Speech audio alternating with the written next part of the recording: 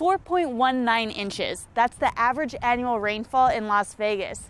And while it's normal for most of that rain to fall during the summer months, most residents would say last summer was anything but normal.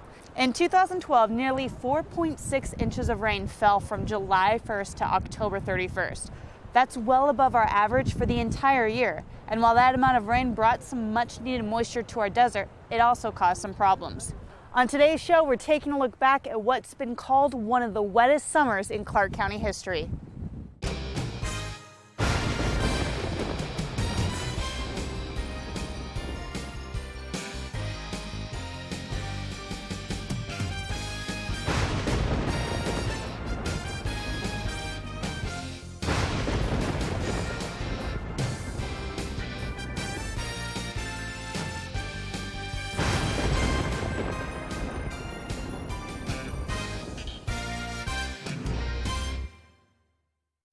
Hello, I'm Carrie Ann Mokopathay, Public Information Manager for the Regional Flood Control District, and welcome to another edition of the Flood Channel.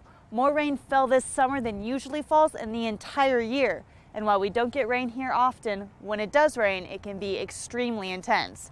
That was the case this past summer when 3 separate storms pummeled the valley. 2012 was an incredibly active flash flood season in Clark County and throughout the Southwest, really. As some measure to reflect that, the National Weather Service issued over 200 flash flood warnings. I think what made this unusual is that 3 events happened in quick succession right over the city. It happened to impact a lot of people, and I think that made it obviously more memorable for everybody and had a higher impact on them. August 22nd, we had the first of the large storms. Late in the morning, we had some storms move across from the southwest to the northeast, mainly across the Henderson area.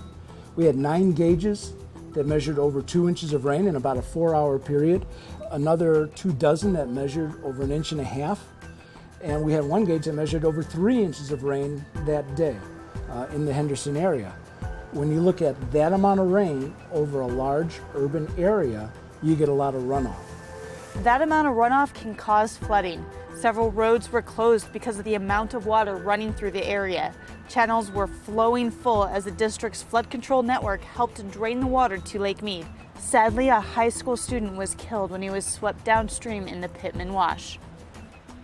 The September storm was completely different from the August storm. We had very intense rain, not as much of it, but it moved directly across the valley from west to east. It was actually the wettest September day ever recorded by the Weather Service in Las Vegas. We had close to 1.2 inches of rain in about a 2-hour period. All of the washes, all of the streets had water flowing in them, and it all came to a head down at the Desert Rose Golf Course. We had a lot of water in the Las Vegas Wash and a lot of water in the Flamingo Wash, and Desert Rose is at the confluence of those 2 major washes.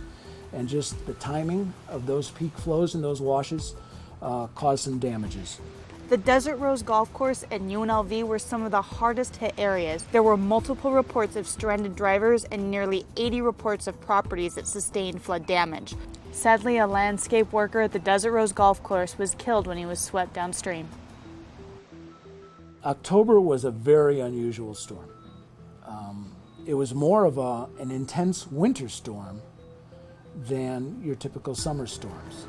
We were fortunate that the most intense part of that storm occurred in the middle of the night when there weren't a lot of people on the streets. We had 18 of our rain gauges in the Las Vegas Valley measured over 2 inches of rain throughout the day.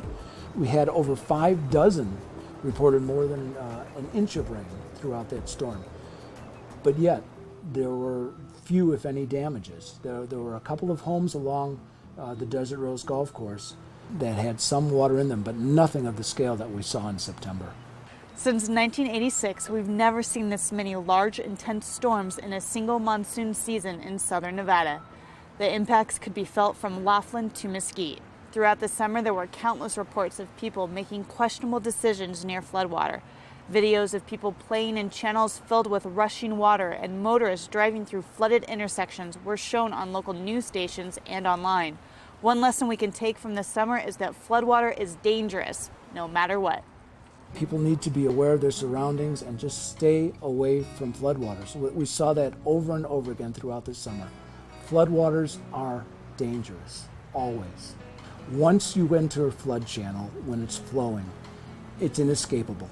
You cannot get out. Learn from that. Learn from what we know about where it's raining and avoid problem areas. Watch it on the news. Don't be on the news. The district has completed 90 detention basins and more than 573 miles of channel and storm drain. These facilities were put to the test this past summer. While any long-term resident will tell you that investment has made a huge difference, managing the flood risk is an ongoing effort. That's because of some unique characteristics in our desert environment. We live in a desert, so it doesn't rain here too much, but when it does rain, it can be pretty intense, especially if it's in the summertime. We get summer monsoons where we can get an intense amount of rain in a very short time period. That can really cause flooding. The water doesn't have a chance to run off and get into facilities. Our soils aren't naturally pervious in terms of water being able to infiltrate into those.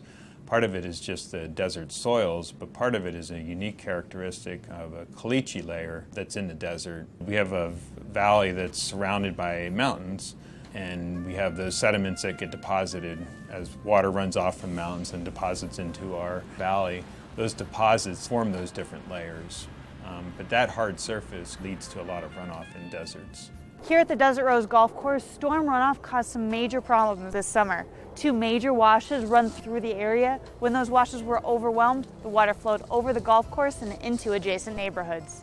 In October and September, we had the floods exactly 1 month apart. The Desert Rose Golf Course is directly behind our homes in our neighborhood, and it literally flowed over the top of the entire golf course, past all of the embankment walls that are around it, through people's homes, and the wash actually overflowed, so we had water up against our brick wall in the back. And the front of the house, water was rushing, and it was about halfway up the driveway. So we had a lot of water. During the second event a month later in October of 2012, the water actually came within about 4 to 6 inches of my garage door. It was a lot scarier when the water starts getting that close to your home, and you start thinking about, all the stuff that you're going to lose, and there's just nowhere to put it at that point because it's too late. Anybody that's lived in Vegas for a couple years realizes that it actually does rain in Vegas. It doesn't rain as much as maybe it does in the Midwest or in the Northwest. But when we get rain, we get high intensity storms. And what that results in is a significant amount of runoff that water's pushed into these channels, and we need to have facilities that will protect the public. There were several times this summer where we saw some pretty high intensity storms over a large area. And what we saw down through Desert Rose Golf Course in this reach of the channel was some pretty significant flow volumes. What we saw was a large area received rainfall, the runoff was conveyed to this area, and water depths were enough that it overtopped the Sahara Bridge. In 2011, the area near the Desert Rose Golf Course was restudied to evaluate potential flood risks. In November, 1,700 homes were added to the flood zone. The storms this past summer showed the danger floodwater can pose in those neighborhoods. Because of that flood risk, the district has a major project in the works that will help protect residents and ultimately remove their home from the flood zone. The Las Vegas Wash project is approximately 2.8 miles long. It starts at Cedar Avenue on the north, extends through Stewart Avenue, Charleston Boulevard, and Ellis Boulevard. Then it goes through the golf course for about 7,000 feet. We have a confluence with the Flamingo Wash, and then we'll tie into some existing improvements at the Sloan Channel. The project does involve multiple jurisdictions. The north part of the project is in the city of Las Vegas. The southern part of the project is in Clark County. It's a regional flood control district funded project. We have the Desert Rose Golf Course. So it's a multi-jurisdictional project. We have a lot of players involved, and we have set up the schedule and the project meetings to address those issues. The goal of the project is to get the 1,700 properties out of the flood zone, and we want to do that as quickly as possible. While this facility will be a huge benefit for residents once it's complete, construction is always an inconvenience. That's why a big part of this project is public outreach. The goal is to keep everyone up to date on progress. Public outreach is actually a pretty big component of our project. We're starting to look at several different ways to get the public information throughout the course of the project. We're planning 3 public information meetings throughout the course of the project. The first one will be towards the end of January 2013. The second one will be around June, mid-year. By that point, we'll have been into design. We can discuss more of the aspects. We can get more feedback from the public on what they're thinking at that point and let them know what we're doing.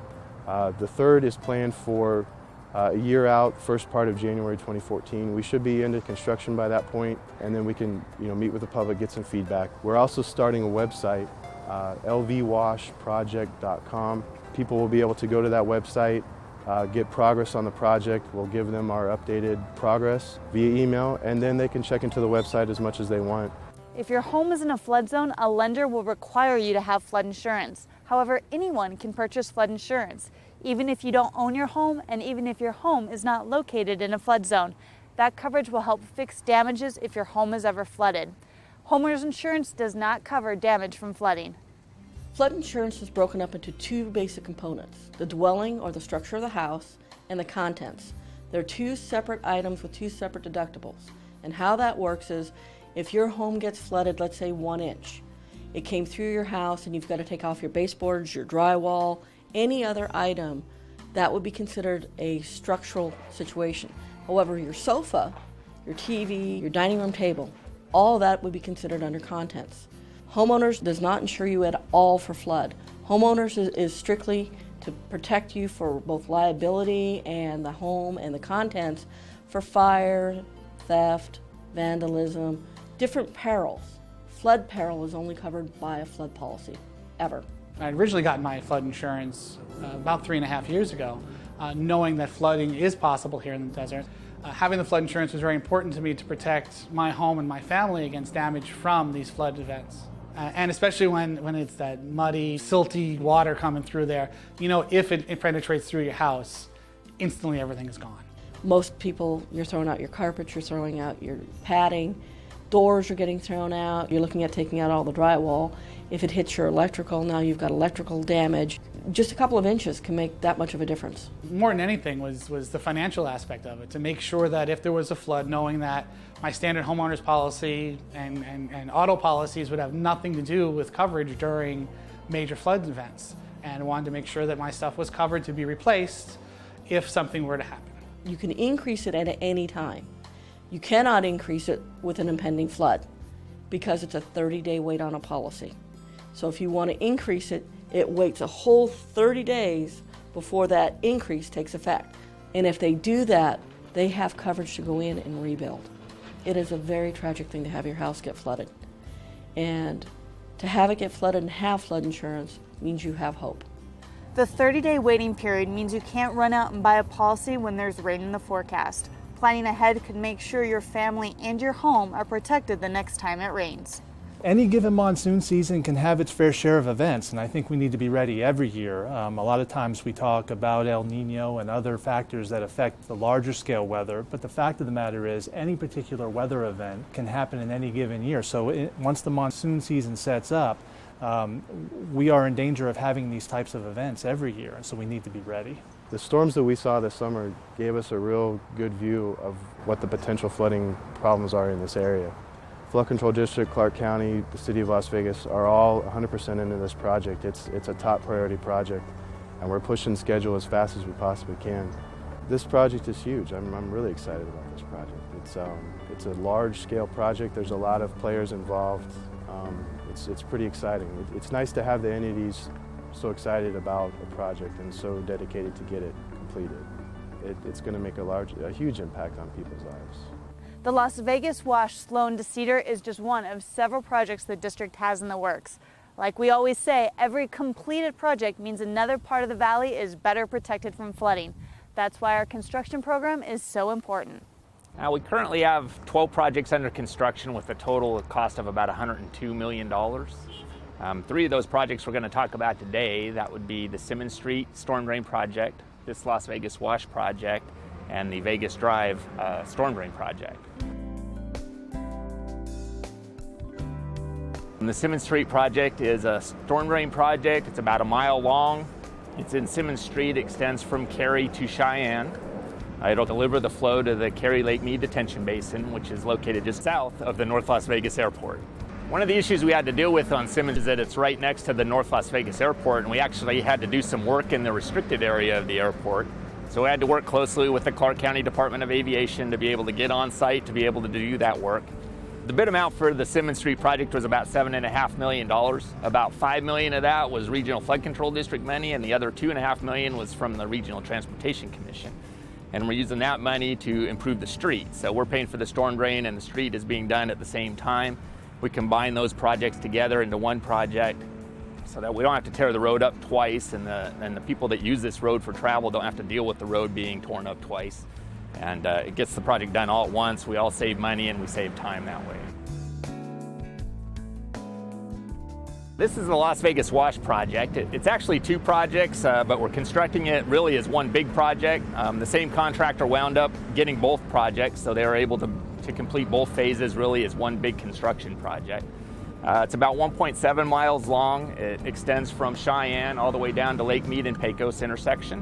One of the interesting aspects of this project was the crossing at Lake Mead and Pecos. Typically when we have a wash crossing a road, a lot of times it's just perpendicular to the roadway, so it's a little easier to deal with, so we can build it a lot quicker. But in this situation, the wash actually passes diagonally through the intersection, and so it impacted traffic on both roads, both Pecos and Lake Mead. And so we spent a lot of time thinking about the best way to put that facility in without impacting the adjacent businesses too much, and also without impacting the traffic too much. We knew right away that we wouldn't be able to keep Pecos open. There was just no way we could keep that roadway open and get this structure completed.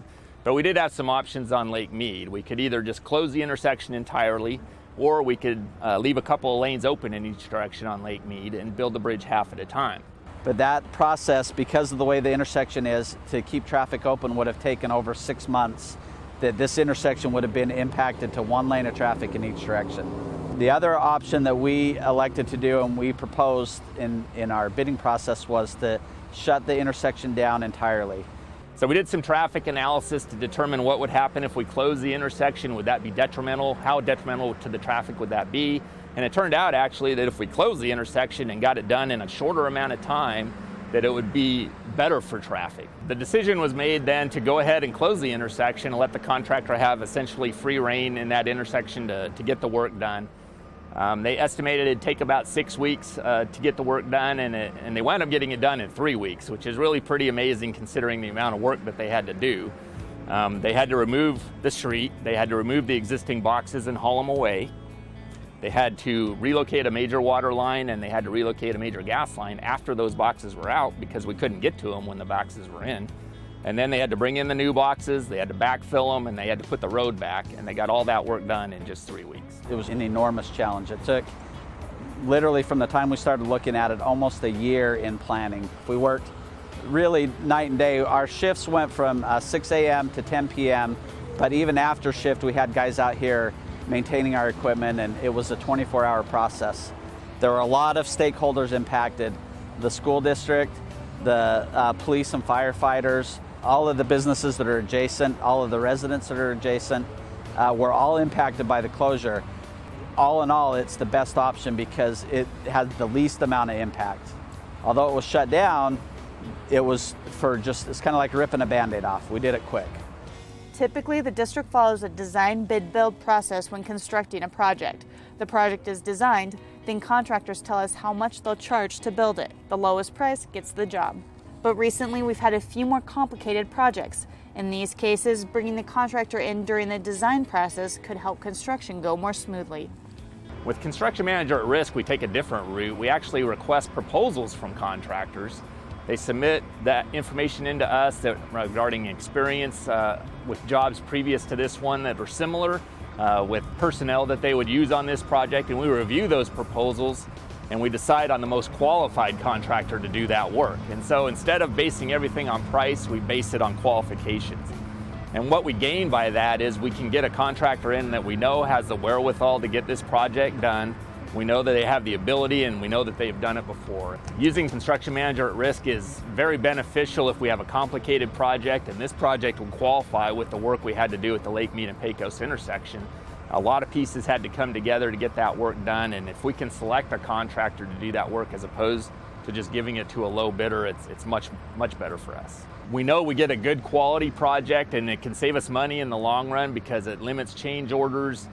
We know that the contractor has the wherewithal to get the project done. We don't have to worry about a contractor stalling in the middle of the project, and it just goes from start to finish a lot more smoothly. While the intersection was closed at Lake Mead and Pecos and the contractor was doing the work to reconstruct the bridge there, we had a major flood event. Flows got out of the channel and flowed over their work zone, and so they had to mobilize more people to come in and haul out the wet material, bring in dry material so that they could get the road paved and get the intersection back open on schedule. When you consider all the work that they did just to construct the facility and then consider the fact that there was a major flood event while they were doing the work, it's all the more amazing that they were able to get the intersection open as quickly as they did.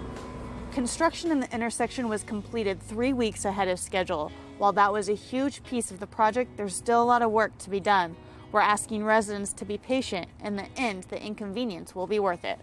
Although this intersection was the most important aspect and we completed it early on in the stages of the project, it only represents about 15% of the total dollars. We still have most of the channel to construct, basically from here all the way up to Las Vegas Boulevard. The cost is $24 million, and we're scheduled to complete by the end of July of 2013. It's an impact to the residents right now, and whenever there's construction, it's challenging. But when it's all said and done, they're going to have a lit trail from here all the way up to Civic Center that ties into the county trail system. Their homes and their businesses are going to be protected, as well as them personally. I'm very, very proud to work on this project. We're going to get out of here as quickly as we can.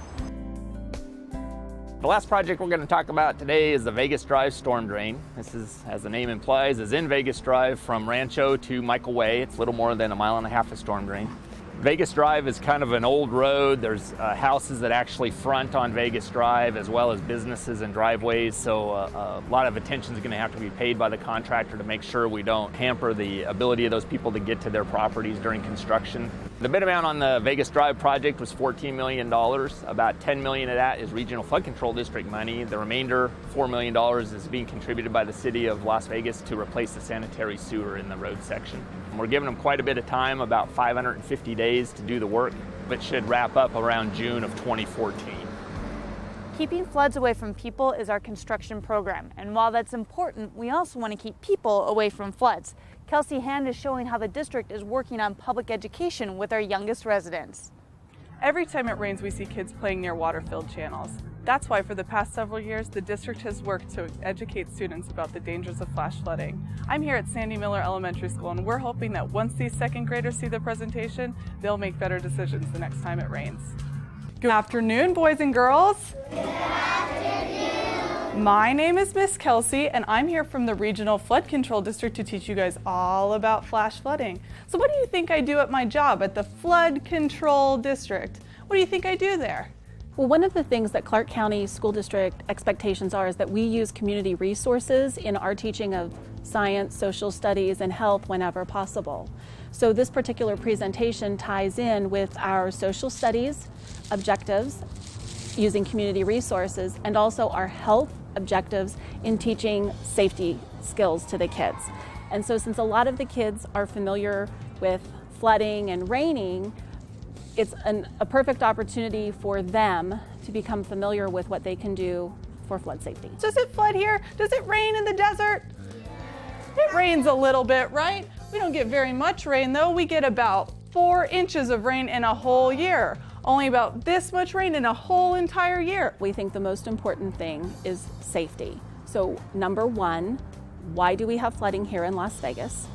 And number two, what steps can they take to keep them and their family and friends safe? But it only takes about 1 inch, only about this much rain, to cause a flash flood in Las Vegas. Now, boys and girls, that's because we live in a valley. Does anybody know what a valley means? Who can tell me what a valley means? Valley is when you're surrounded by something. It means you're surrounded by something, and in our case, it means we're surrounded by mountains. So it's like we're in a big bowl like this with the mountains all the way around us, and we're down in the middle. Now our bowl is tipped on its side like this, with Red Rock way up here in the west and Lake Mead way down here in the east. Who's been to Lake Mead? Yeah, so somebody tell me, what's gonna happen if it rains up here in Red Rock? Where's all that water gonna go? Where's it all gonna go? Down to Lake Mead to flash flood? Yeah, down to Lake Mead, and sometimes it causes a flash flood. You're exactly right. We've been talking a lot about air and weather as part of our science unit. I think a lot of their background knowledge came from what they've seen on television and what they've experienced over the last couple of months with the rains that we've had and what has gone on in their neighborhood. I'm going to help you remember how to stay safe when it's flooding by teaching you the 3 Ds of flood safety. Now, the first D of flood safety is that floodwater is very dangerous. So floodwater, when it's rushing through the streets and through the channels, it can rush up to 30 miles an hour. Do you guys know how fast that is? Yes. 30 miles an hour? Do you guys think you can stand up if that water's rushing at you that fast? No way. It's way too dangerous. Now, the second D is that floodwater is very dirty. Somebody tell me, what color do you think floodwater is? What color is floodwater? Brown, exactly. So boys and girls, what could be in floodwater that can make it dirty like that? Dirt, germs, soda, grocery bags. You guys think stuff like cardboard boxes and glass bottles could be in there too? Definitely, and all that stuff could be very dangerous. So boys and girls, what drips from your car that gets on the street? Oil, yeah. What else could be in there? Nails, definitely. What else? So somebody tell me, what does your dog do outside that he's not supposed to do inside? What's he do? What would happen if you're splashing around, playing around in that water, and some of it gets on your face? Yeah, exactly. So all of that stuff, when it gets on the street, the floodwater comes by and picks it up, and all that stuff's really dirty. So boys and girls, we always want to stay away from that water and never ever play in it. I want you to go home and tell your mom and dad, your brothers and sisters, that the third D of flood safety is don't drive when it's flooding. Because just like it's way too dangerous for you to walk through, it's way too dangerous for your parents to drive through too. It's really important that kids understand the dangers of floodwater. So after the presentation, we put some of the students to the test to make sure they know what to do the next time it rains. When is flash flood season? July, August, and September. How much rain does it take to cause a flood? It only takes 1 inch to make a big flash flood. What are the 3 Ds? Don't drive in floods, it's dirty and it's dangerous. What is the difference between a flash flood watch and a flash flood warning?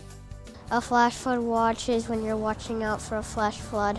A flash flood warning is when it's actually raining and it's actually flooding right now. What will you tell your parents the next time it rains? Never go in a flood because it's dangerous, dirty, and you can even get washed away in your car. So don't play in any kind of flood. Always get to Highlands and never drive in water. These students passed the test with flying colors. The success of today's presentation really shows the value of our student program.